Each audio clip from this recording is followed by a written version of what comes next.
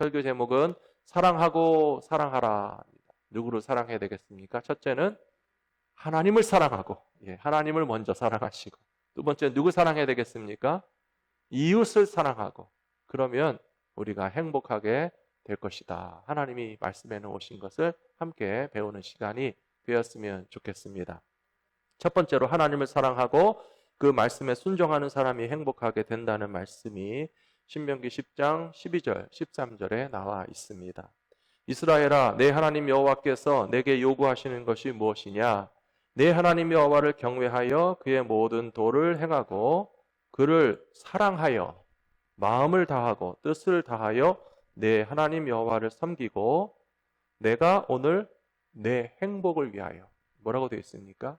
내가 오늘 너희의 행복을 위하여 너희에게 명령하는 여호와의 명령과 규례를 지킬 것이 아니냐 하신 이 말씀을 보시면 우리들이 신앙생활 잘하고 하나님을 사랑하는 것이 우리들의 행복을 위한 하나님의 계획이시구나, 약속이시구나 하는 것을 깨닫게 됩니다. 저는 저의 자녀들에게 어려서부터 많은 것을 가르쳐 주었습니다. 제가 뭐 이렇게 훌륭한 대단한 최고 아빠라고는 전혀 생각하지 않지만요, 아빠 역할을 조금 했던 것에 대해서는 그래도 좀 자부심이 있습니다. 제일 어렸을 때 가르쳐 준 거는 뜨거운 거가 뭔지 가르쳤습니다. 아이들이 뭐 뜨거운 커피도 만질 수 있고 뭐 냄비도 만질 수 있고 스토브에 불 켜진 것도 손을 댈 수 있잖아요. 그래서 아주 어렸을 때 제일 먼저 가르쳐 준 게 아뜨거를 가르쳤습니다. 아뜨거를 조심해라. 그래서 아이들이 이제 1살, 2살만 되면 뭐가 뜨거운지 아니까 모르죠. 아이들은 모르죠. 근데 아뜨거를 배웠기 때문에 이제 뭐 냄비에 손이 간다든지 불 켜진 스토브에 다가가면 이제 아뜨거를 하면 딱 스탑을 하잖아요. 그래서 그 덕분에 아이들이 안전하게 자란 것이 아닌가 생각합니다. 또 저는 저희 아이들에게 자전거 타는 걸 가르쳐 줬던 것을 참 잘했다고 생각합니다. 쉽지 않았지만 운전도 가르쳐서 운전면허 딸 수 있게 해준 것도 참 잘했다고 생각합니다. 누구든지 할 수 있고 뭐 가족에게는 운전을 배우지 말라 그런 말도 있지만 그래도 나중에라도 저희 아이들이 자전거를 탈 때마다 아빠가 가르쳐 줬지, 뒤에서 잡아주다가 계속 잡는다라고 해놓고 그냥 아빠는 도망가 버리고 나 혼자 자전거를 탔었어, 그런 것도 기억할 것이고요. 쉽지 않았지만 운전면허 아빠한테 잔소리 들어가면서 면허를 그래도 안전하게 운전하는 법을 배운 것을 나중에라도 기억해 줄 수 있다면, 또 자식의 자식을 가르칠 때에 저를 기억해 줄 수 있다면 행복한 것이 아닌가 그런 생각을 합니다. 근데 사실은 부모가 자녀에게 뭔가를 가르치는 데는요, 내가 행복하고자 하는 것이 아닙니다. 자녀를 위한 것입니다. 우리는 모두가 자녀에게 거짓말하지 말고 정직하라고 가르칩니다. 우리는 모두가 자녀에게 성실하게 살고 남에게 해를 끼치지 말라고 가르칩니다. 왜 그렇게 가르치십니까? 그것은 내 자녀가 행복하게 살기를 원하기 때문에 정직하게 사는 것과 성실하게 사는 것을 가르치시는 부모의 마음이라고 생각합니다. 무엇보다도 저는 저의 자녀들이 영원토록 행복한 존재로 살아가기를 원하기 때문에 신앙을 가르쳤고 믿음을 가르쳤습니다. 하나님을 알고 믿는 것이 저의 자녀들에게 있어서 최고이고 영원한 행복의 비결이 될 수 있다는 사실을 제가 확신하기 때문에 그렇게 가르쳐 주는 것처럼 오늘 신명기의 말씀은 모세가 사랑하는 이스라엘 백성들과 함께 40년 동안 광야길을 지났습니다. 잘 아시는 것처럼 신명기는 모세의 마지막 교훈입니다.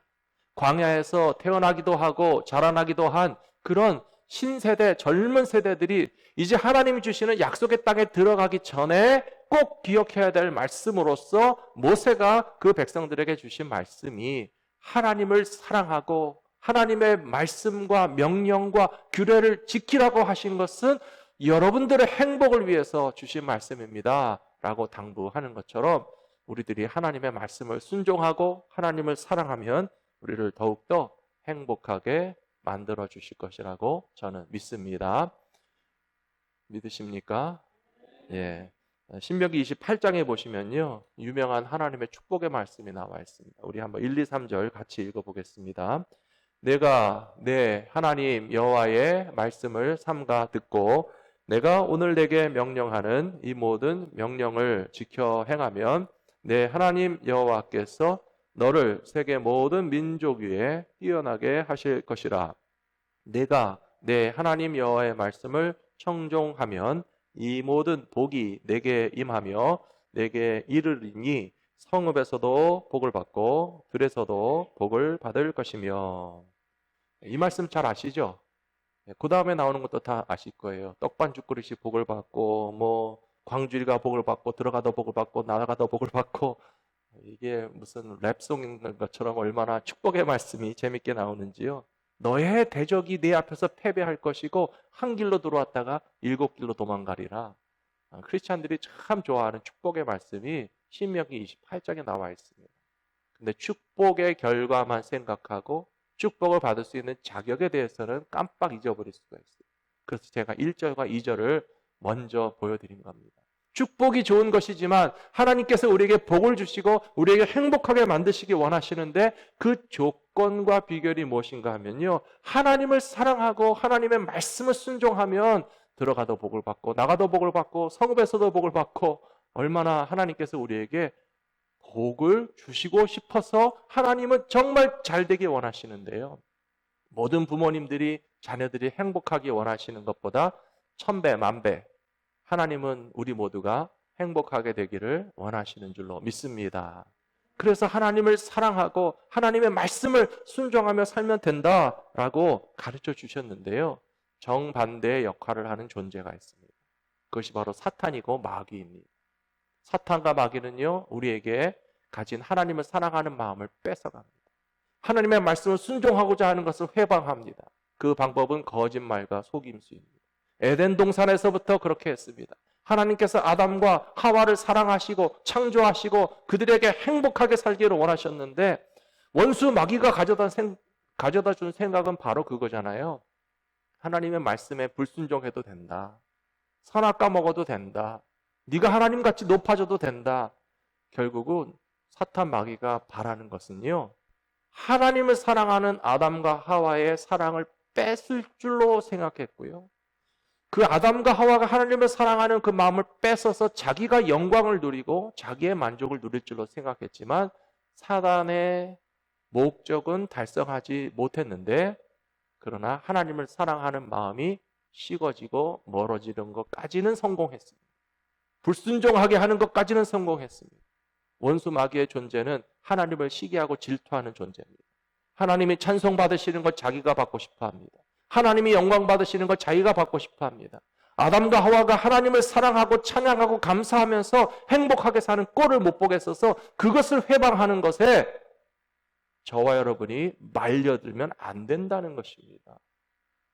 우리들이 하나님을 찬양하고 하나님을 사랑하고 하나님의 말씀을 순종하면 하나님께서 우리에게 약속해 주신 행복이 채워지게 될 것이기 때문에 유혹과 시험과 거짓과 불의에 결탄코 휩쓸려 들어가지 않으시는 모든 백성들이 다 되시기를 축원합니다. 두 번째로, 겸손한 마음으로 이웃을 사랑하고 정의를 사랑하는 사람들이 행복하게 된다는 것입니다. 이어지는 신명기 10장 말씀해 보시면 16절에서 그러므로 너희는 마음에 할례를 행하고 다시는 목을 곧게 하지 말라, 그런 말씀이 나옵니다. 이 16절 말씀이 저는 읽어보니까 좀 놀랐습니다. 하나님은 아브라함과 그 자손들에게 남자들은 육체의 할례를 행하라고 하셨는데 마음의 할례를 행하라고 하는 말씀이 벌써 신명기에 나온다는 사실이 좀 놀랍지 않으십니까? 그렇다고 해서 구약시대에 하나님의 백성들에게 육체의 할례가 필요 없다는 것이 아니고요, 육체의 할례보다도 더 중요한 것은 마음의 할례라고 하는 것을 이미 말씀하셨다는 것입니다. 이 말씀을 깨닫고 제일 잘 사용한 사람이 바로 사도 바울이었습니다. 사도 바울이 복음을 전하면서 온 세계 민족들을 찾아가다 보면 유대인만 만나는 것이 아니라 이방인도 만나고 다른 나라 다른 타민족도 만나는데, 그런 타민족에게 복음을 전할 때 사도 바울이 제일 많이 비난을 받고 공격을 받은 것이 왜 할례 받지 않은 사람들이랑 접촉하냐, 왜 거룩하지 못한 백성들에게도 복음을 전하고 예수의 이름을 전하는 것은 잘못됐다라고 사도 바울이 공격을 많이 받았습니다. 사도 바울이 괴로워하면서 유대인의 혈통을 가진 사람이라면 할례 받게 했습니다. 사도 바울이 단 한 번도 유대인의 할례가 필요 없다고 한 적이 없습니다. 그래서 디모데와 같이 어머니는 유대인이고 아버지는 유대인이 아닌 사람에게도 뒤늦게라도 할례를 받게 함으로써 육체의 표시도 하고 경건하고 거룩한 삶을 살 수 있도록 지도하고 가르쳤지만, 그러나 굳이 태어나면서부터 이방인인 사람들에게 육체적인 표시를 강요하는 율법주의를 주장한 것이 아니고 오히려 이렇게 가르쳤습니다. 아브라함이 의롭다 하심을 받은 것은 할례를 받은 후가 아니라 할례 받기 전에 믿음으로 의롭다 함을 받은 것이고, 우리 모두가 하나님 앞에 구원받고 의롭게 되는 것은 믿음으로 구원받는 것이지 육체의 표시를 하는 것으로서 받는 것이 아니다라고 사도 바울이 가르쳤던 것을 기억하실 것입니다. 이 자리에 계신 분들도 다 세례 교인이시라면 우리가 어떻게 세례 받았는지 기억하시죠? 예수를 믿고 구원에 대한 확신이 있은 다음에 세례 받으셨습니까? 아니면 세례 먼저 무조건 받아놓고 한참 지나가지고 내가 구원에 확신이 있나? 내가 구원이 받았나? 순서가 잘못된 거잖아요. 믿음이 생기고 신앙을 고백하고 나는 정말 예수 믿고 구원받았다, 하나님의 자녀가 됐다라고 하는 확실한 사실이 먼저 있고, 그 다음에 기회가 되고 차례가 돌아왔을 때 우리가 물세례를 받는 것은 외적인 표시가 되는 것처럼, 사실은 할례에 있어서 중요한 것은 마음 중심의 할례가 더 중요한 것이라고 하는 사실을 여기 말씀에서 우리에게 가르쳐 주시면서, 그렇다면 마음의 할례를 받은 사람들은 어떻게 살아야 되는가? 하나님을 사랑할 뿐만 아니라 신명기 10장 18절 19절 말씀해 보시면, 고아와 과부를 위하여 정의를 행하시며 나그네를 사랑하여 그에게 떡과 옷을 주시나니 너희는 나그네를 사랑하라. 전에 너희도 애굽 땅에서 나그네 되었음이라 하는 말씀을 주시면서 형제와 이웃을 사랑할 것을 우리에게 명령하고 계십니다. 그렇다면 하나님 우리에게 왜 나그네와 이웃과 형제를 사랑하라고 하시는지 아십니까? 오늘 말씀을 제가 쭉 해석하면서요, 하나님을 사랑하는 것이 종교적 의미가 아니고 의무가 아니고 하나님을 사랑하는 우리들을 행복하게 만들기 원하시는 뜻이 있다고 하셨잖아요. 이웃을 사랑하는 것도요, 역시 종교적 의무가 아니고 우리를 행복하게 만드시려고 하는 하나님의 뜻과 계획이 있으시다고 저는 믿습니다. 사람들은 누구나 자기가 하는 일을 좋아하고 기뻐할 때 행복합니다. 얼마 전에 미국에서 4년 만에 열린 국제 피아노 콩쿠르에서 한국의 연주자가 우승을 했습니다. 2004년도에 태어난 18살밖에 안 된 남자 피아니스트입니다. 그런데요, 이 18살의 남자 피아니스트가 7살 때 자기 스스로 피아노 학원에 찾아갔다는 이야기가 아주 유명합니다. 한국에서 피아노 잘 치는 사람 많죠. 근데 7살에 시작한 거는요, 늦게 시작한 거라고 그래요. 도대체 몇 살 때부터 가르치는 겁니까? 친구들이 태권도 학원 가고 컴퓨터 학원 가는데 자기는 거기에 관심이 없어가지고 아파트 상가에 있는 피아노 학원에나 가볼까? 스스로 간 게 7살 때였는데요. 11년 만에 세계에서 최고의 연주자로 인정을 받는 그런 콩쿨 우승자가 되었습니다. 너는 정말 하고 싶은 일이 뭐냐? 인터뷰하는 사람이 물어봤더니요, 저는 산속에 들어가서 피아노 하나만 있으면 돼요.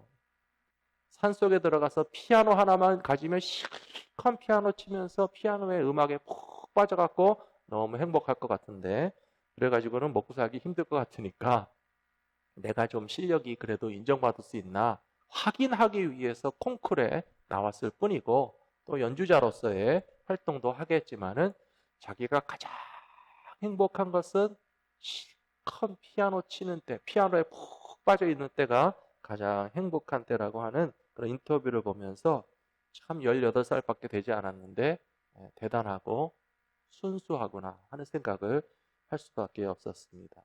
저는 우리들의 신앙생활도 마찬가지라고 생각합니다. 억지로 하지 마십시오. 할 수 없어서 하지 마십시오. 그래갖고 뭐가 행복하겠습니까? 산속에 들어가서 피아노를 치는데 엄마가 회초리를 들고 피아노 안 치면 혼나? 그래갖고 피아노 치는 게 행복하겠습니까? 아름다운 음악 소리가 나오겠습니까? 엄마의 강요에 못 이겨서 그냥 억지로 뚱땅거리는 소리밖에 안 날 텐데요. 내가 피아노를 좋아해서 나는 산속에 혼자 있어도 피아노만 연주할 수 있으면 참 좋겠다 하는 마음으로 신앙생활 하시라는 말입니다. 하나님을 사랑하는 것이 억지로 되겠습니까? 이웃을 사랑하는 것이 억지로 되겠습니까? 우리가 정말 하나님께 대한 감사와 사랑이 넘쳐나서 그 사랑으로 신앙생활하면 우리의 신앙생활은 당연히 행복할 것이고요. 형제와 이웃과 성도와 나그네까지도 우리의 사랑이 넘쳐나서 기쁨으로 사랑하고 섬기면 다른 그 누구도 아닌 우리들 스스로가 행복하게 될 것이라고 저는 믿습니다. 저는 요즘 그런 생각도 해봤습니다. 목회를 은퇴하면 뭐를 할까? 어느 교회에서라도 저에게 커피를 끓여서 대접하는 역할을 맡겨주신다면 맛있는 커피를 뽑아가지고 교회에 찾아오시는 성도님들에게 대접을 할까? 그런 생각도 들고요. 물론 제가 좋아하고 하고 싶다고 해서 아무거나 다 해서는 안 되겠죠. 교회 안에서 필요하고 쓸모가 있고 조화를 이루고 균형을 이룬다면 저는 제가 하는 일을 통해서 행복하게 신앙생활을 하고 함께 신앙생활하는 공동체 안에서 함께 즐거워할 수 있는 그런 믿음의 생활을 꿈꾸고 있습니다.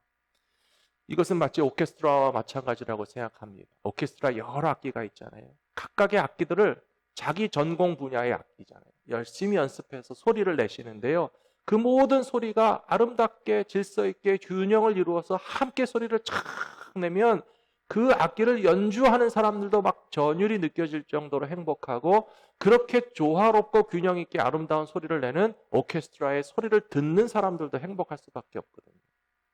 저희 아들이 트럼펫을 하는데요. 트럼펫 소리를 아주 지긋지긋하게 오래 듣고 살고 있습니다. 자기가 좋아해서 열심히 하니까 말릴 수도 없어요. 제가 오케스트라 지휘자인데 제 아들을 오케스트라 트럼펫 연주자로 세워놓고 맨날 트럼펫 독주만 시킨다면 오케스트라가 아름다운 소리가 낼 수 있겠습니까? 아니잖아요.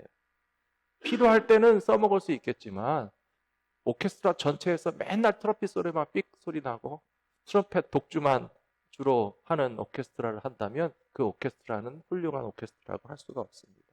교회도 마찬가지가 됩니다. 제가 커피를 좋아한다 그래서 제가 맨날 성도님들에게 커피만 쫓아다니면서 할 수도 없고 제가 컴퓨터를 좋아한다 그래서 온 교회를 컴퓨터로 도배할 수도 없고 교회를 위해서 필요하고 제가 행복하고 제가 쓸모가 있다면 질서와 조화와 균형 가운데서 합력하여서 우리 모두가 행복하게 신앙생활하는 길로 주님이 인도하여 주신다라고 저는 믿습니다. 그런 의미에서 고아와 과부와 나그네를 사랑하라고 하신 이유가 있습니다. 한 사람도 빼놓지 말라는 것입니다. 고아와 과부와 나그네가 아닌 사람들은 당연히 사랑받는 사람들입니다. 건강하니까, 멀쩡하니까, 부자니까, 뭐 능력이 있으니까 사랑하지 말라고 해도 관심도 갖고 사랑도 갖고 역할도 맡겨주겠지만 고아들은 제쳐놓고 과부들은 차별하고 나그네는 냉대하면서 어떤 사람들은 행복하지 못한 채로 어떻게 공동체 전체가 행복할 수 있겠느냐. 특정한 사람들만 행복한 공동체는 전체가 다 행복하다고 말할 수 없습니다. 그러나 행복하지 않은 사람이 하나도 없게 해야만 모두가 행복할 수 있다라고 하는 뜻에서 주님께서는 하나님의 백성들이 다 행복한 삶을 살아갈 수 있도록 고아도 과부도 나그네도 빼뜨려 먹지 말고 반드시 사랑해 주는 것이 누구의 행복을 위해서요? 우리의 행복과 모두의 행복을 위해서 하나님이 명령하신 것이다 라고 하는 사실을 잊지 말아 주시기를 바랍니다. 미가서 6장에 이런 말씀이 나와 있습니다. 내가 무엇을 가지고 여호와 앞에 나아가며 높으신 하나님께 경배할까? 내가 번제물로 일련된 송아지를 가지고 그 앞에 나갈까? 여호와께서 천천의 수양이나 만만의 강물 같은 기름을 기뻐하실까?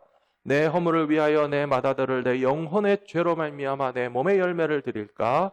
사람아, 주께서 선한 것이 무엇임을 내게 보이셨나니 여호와께서 내게 구하시는 것은 오직 정의를 행하며 인자를 사랑하며 겸손하게 내 하나님과 함께 행하는 것이 아니냐. 이 말씀대로 행하면 우리의 신앙생활이 우리의 행복으로 나타나게 될 줄로 믿습니다.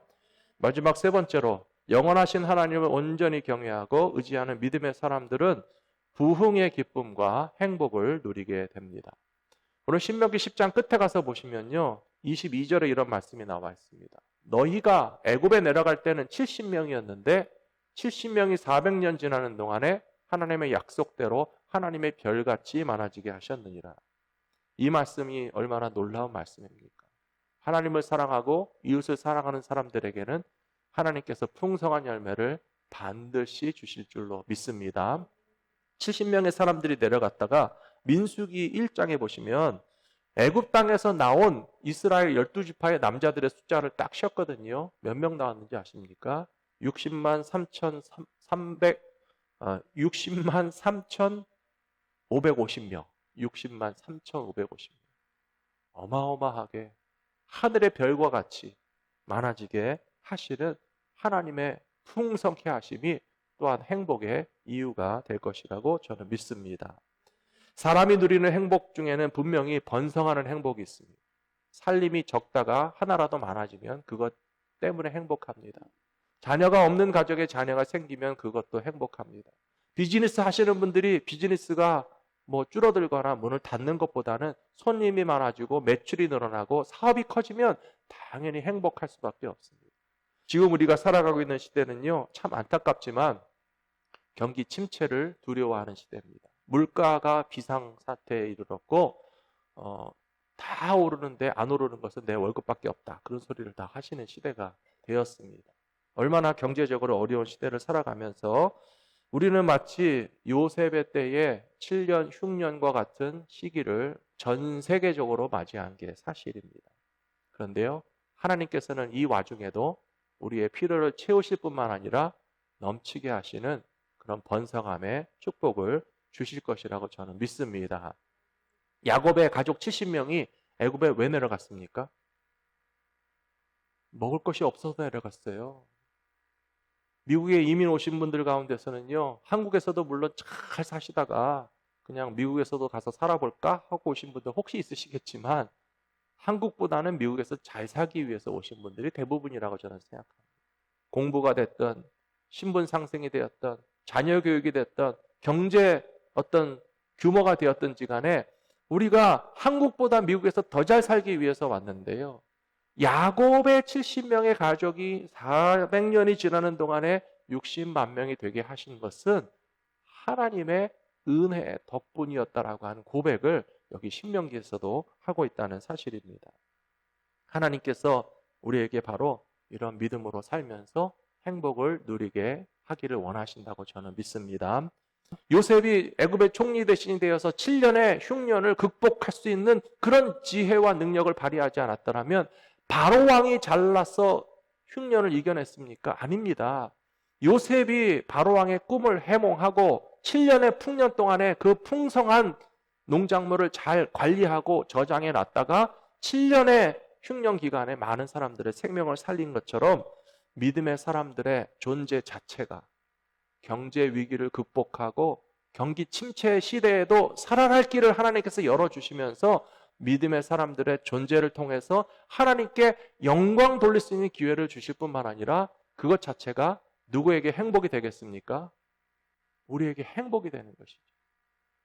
요셉이 총리 대신으로서 행복했고 에스더와 모르드게가 행복하게 될 수 있었던 것처럼 하나님의 약속의 말씀을 믿고 의지하며 전진하는 백성들에게 이와 같은 번성함과 풍요로움과 행복까지도 주실 것이라고 저는 믿습니다. 사무엘하 7장 26절에 이렇게 나와 있습니다. 다윗이 하나님 앞에 기도하는 것입니다. 우리 이 말씀 같이 한번 읽으실까요? 사무엘하 7장 26절입니다. 큰 소리로 같이 봉독해 주시기 바랍니다. 사람이 영원히 주의 이름을 크게 높여 이르기를 만군의 여호와는 이스라엘의 하나님이라 하게 하옵시며 주의 종 다윗의 집이 주 앞에 견고하게 하옵소서. 아멘. 이 말씀도 보시면 다윗의 소원은 행복하기를 원하는 거예요. 사람이 행복하게 원하는 게 잘못된 겁니까? 아니잖아요. 누구에게나 행복하기를 원하는 마음이 있어요. 그래서 미국의 헌법에도 행복 추구권이 있다라고 하잖아요. 인간의 기본적인 권리가 뭐냐 하면요, 나 행복하고 싶다예요. 행복하기를 원하는 것은 기본적인 권리인데 다윗도 행복하기를 원했습니다. 그래서 27절 하반절에 보시면 주의 종 다윗의 집이 주 앞에서 견고하게 하옵소서라고 하는 것은 그냥 더 쉽고 단순하게 말하면요, 하나님, 저는 행복하기 원합니다. 제 아들과 딸들과 자손들이 대대로 행복했으면 좋겠습니다 라고 하는 그런 솔직한 자기의 욕망을 나타내면서 신앙을 고백하고 있는 것입니다. 앞에 뭐라고 되어 있습니까? 사람이 영원히 주의 이름을 크게 높여 이르기를 만군의 여호와는 이스라엘의 하나님이시다. 다윗의 행복의 비결은 하나님을 사랑한 거였습니다. 저도 오늘 저와 여러분 함께 나누기 원합니다. 행복하게 원하십니까? 하나님 사랑하십시오. 우상 사랑하지 마세요. 세상 사랑하지 마세요. 원수 마귀의 유혹에 빠져서 선악과 따먹는 그런 범죄를 사랑하지 마십시오. 결코 행복할 수 없습니다. 하나님 사랑하셔야 됩니다. 하나님을 사랑하면 만군의 여호와를 찬양하는 다윗이 견고하게 원하고 행복하게 원하는 것이 이루어졌습니다. 이스라엘 사람들은 대대로 기억하기를 다윗의 시대보다 더 좋았던 때는 없었어. 다윗 왕의 시대가 최고였어. 다윗 왕의 시대에 뭐가 그렇게 잘했습니까? 전쟁을 잘했어요? 남의 나라를 이겼어요? 아닙니다. 다윗의 시대에 하나님을 제일 사랑했습니다. 그래서 다윗은요, 왕궁을 짓는 것보다 성전 짓고 싶어 했습니다. 성전을 짓고자 한 것은 과시욕이 아니고 자랑이 아니라 하나님을 사랑하기 때문에 하나님은 천막에 계시는데 나만 어떻게 왕궁을 짓고 잘 먹고 잘 살아. 다윗이 하나님을 사랑해서 가장 행복한 시대를 이루었고, 이스라엘 백성들은 역사 가운데 대대로 다윗 같은 왕은 또 안 나오나? 다윗의 시대를 우리가 다시 살아갈 수 없나? 기다리고 기다리다가 나중에 탁 만난 게 누구예요? 예수님이에요. 다윗의 시대가 올 줄 알았지만 다윗의 자손 가운데 예수님이 오셔서 우리를 행복하게 해주시는 줄로 믿습니다. 그거 모르시면 안 돼요. 여리고성의 두 소경이 뭐라 그랬습니까? 다윗의 자손 예수여. 그때까지도 다윗을 찾잖아요.